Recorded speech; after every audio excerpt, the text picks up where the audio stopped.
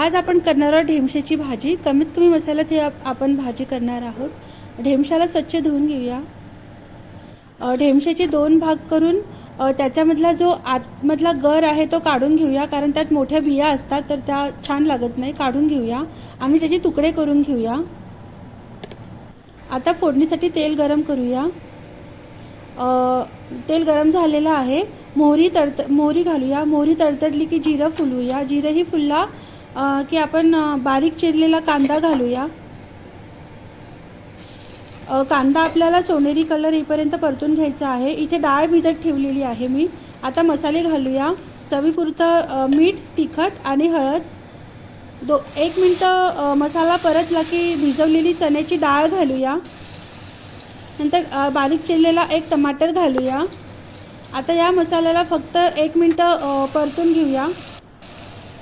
मसाला परतून झाला 1 मिनिट की बारीक चिरलेला ढेमसे घालूया। त्यालाही मिक्स करूया आणि झाकण ठेवून शिजू देऊया।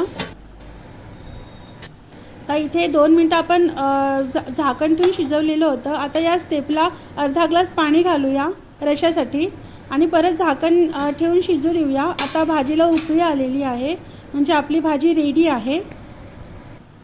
वरून सांबार घालायचा आणि भाजी सर्व